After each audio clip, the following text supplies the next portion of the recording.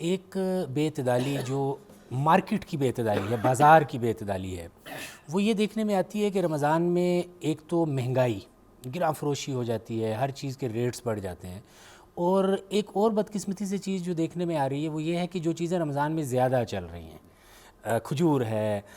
اسی طرح افطاری کے اندر سموسے پکوڑے اور اس طرح کی چیزیں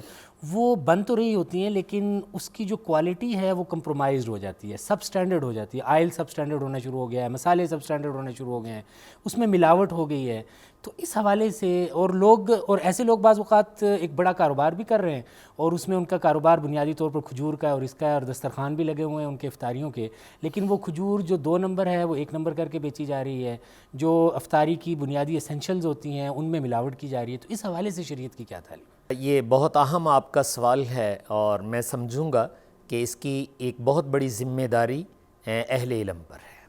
وہ یہ کہ بعض دفعہ ہم رمضان میں افطاری کا ثواب تو بتا رہے ہوتے ہیں، روزے کا ثواب بھی بتا رہے ہوتے ہیں، تلاوت کا ثواب بھی بتا رہے ہوتے ہیں، تو وہ یک طرفہ سی بات ہو جاتی ہے، اور وہ لوگ بیچارے ہمارے سے یہ روزے اور افطاری کا ثواب سن کر وہ اسی میں مست ہو جاتے کہ شاید اس سے ہمارے سارے معاملات ٹھیک ہو جائیں گے۔ جبکہ جو آپ نے شروع میں کہا تھا اعتدال، وہ یہ ہے کہ جیسے ہم ان عبادات کے بارے میں بتائیں کہ افطاری کا یہ ثواب ہے، روزے کا یہ ثواب ہے، تراویح کا یہ ثواب ہے،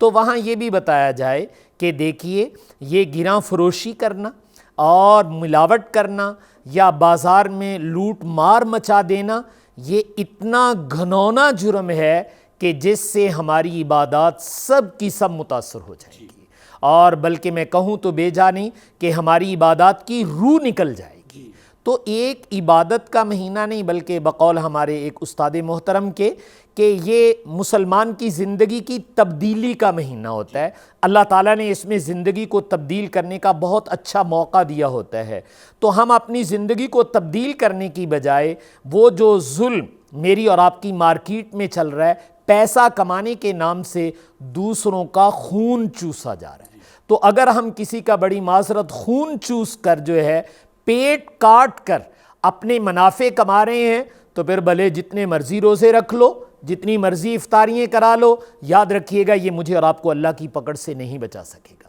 اس لیے اللہ کی پکڑ سے بچنے کے لیے روزہ بھی بہت ضروری، افطاری بھی بہت ضروری، لیکن اس سے کہیں زیادہ یہ ضروری ہے کہ ہم اپنے ماحول کے اندر کسی کا پیٹ نہ کاٹیں، کسی کی جیب نہ کاٹیں، کسی کا خون نہ چوسیں۔ اگر یہ ہم کرتے ہیں تو ان چیزوں کے ساتھ تھوڑی عبادت بھی اللہ کے دربار میں بہت زیادہ ہو جائے گی۔ اب چونکہ یہ بے اعتدالی میرے اور آپ کے ملک میں بہت عام ہو گئی ہے، تو میں دیانتاً کہوں گا کہ اہل علم کو اس پر بہت زیادہ توجہ دینے کی ضرورت ہے کہ ہم اپنے تاجر بھائی کی یہ ذہن سازی کریں کہ اگر آپ رمضان کے احترام میں چیز کو اوریجنل ریٹ پر رہنے دیتے ہیں، چیز کو اوریجنل جو ہے کوالٹی پہ رہنے دیتے ہیں، تو یہ جو تم افطاریاں کرواؤ گے اللہ تعالیٰ اس سے بھی زیادہ اجر عطا فرما دیں گے۔ اس لیے کہ یاد رکھنا، اپنے جذبات کی قربانی اللہ کو یہ بہت پسند ہوتی ہے۔ ہمارا دل یہ چاہ رہا تھا کہ مارکیٹ ساری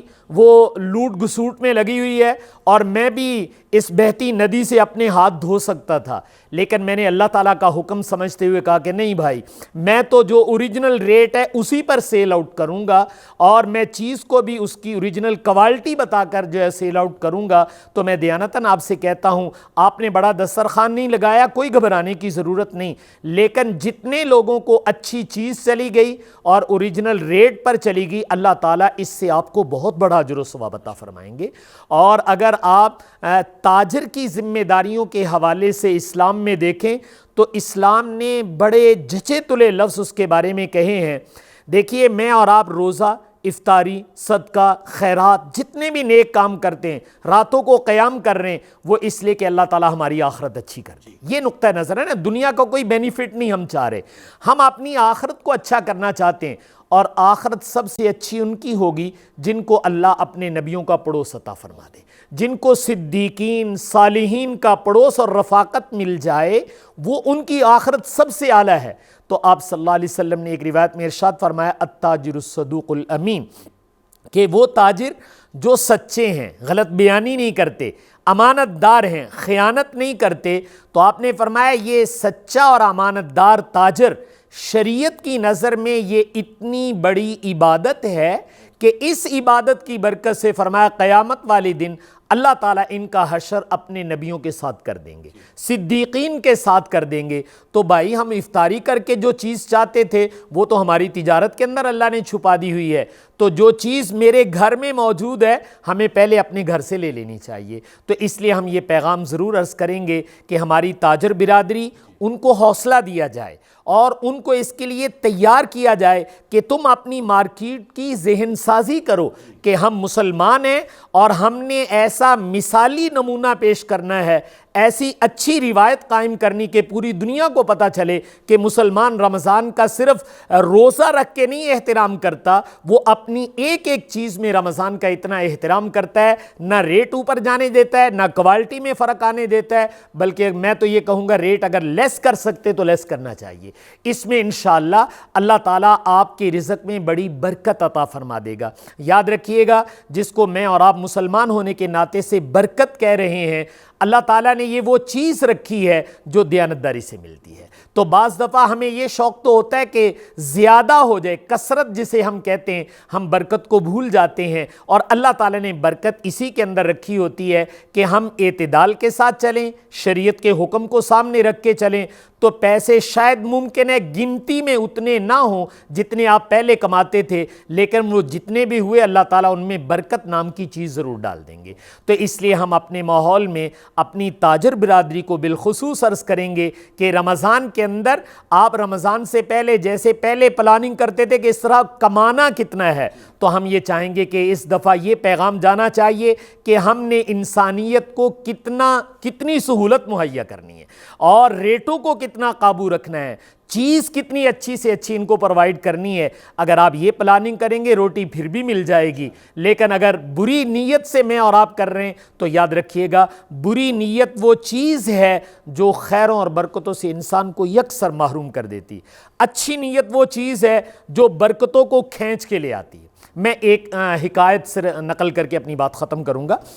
کہ ایک بادشاہ اپنی رعایا کا چکر لگا رہے تھے، تو انہوں نے ایک باغ میں دوپہر کے وقت جا کر ٹھہرے تو دیکھا کہ اناروں کا باغ ہے، تو بڑے میاں سے کہا بڑے میاں ایک انار توڑ کے اس کا جوس پلا دیں۔ تو وہ مسافر تھے، انہوں نے کہا بہت اچھا۔ تو وہ انہوں نے ایک انار توڑا اور اس کو نچوڑا تو ایک انار سے وہ بڑا سا گلاس بھر گیا اور وہ لا کر پیش کیا۔ تو انہوں نے پیا، تو پی کر ان کے ذہن میں فوراً آیا کہ بڑے میاں کی تو آمدنی بہت زیادہ ہے، اس پہ کوئی ٹیکس لگانا چاہیے یا اس سے کچھ مال واپس لینا چاہیے۔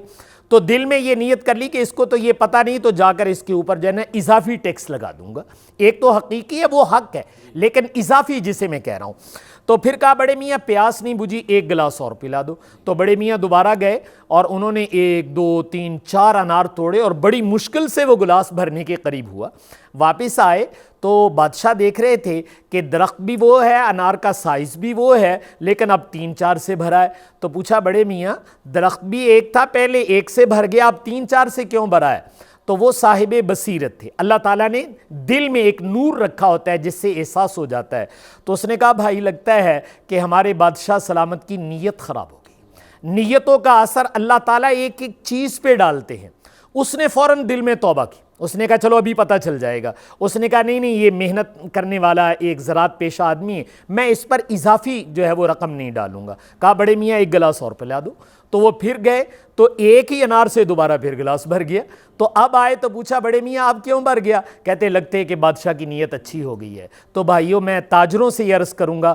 پاکیزہ نیت کرو، اللہ تمہارے اموال میں تمہاری تجارتوں میں ایسی برکتیں دے گا کہ تم سوچ نہیں سکو گے۔ تو اس لیے پاکیزہ نیت کے ساتھ یہ کام کیجئے، انشاءاللہ یہ رمضان ہمارے لیے روحانیت اور اپنے اللہ کے قرب کا ذریعہ بنے گا۔ اللہ تعالیٰ سے دعا ہے کہ اللہ تعالیٰ مجھے آپ کو عمل کرنے کی توفیق عطا فرمائے۔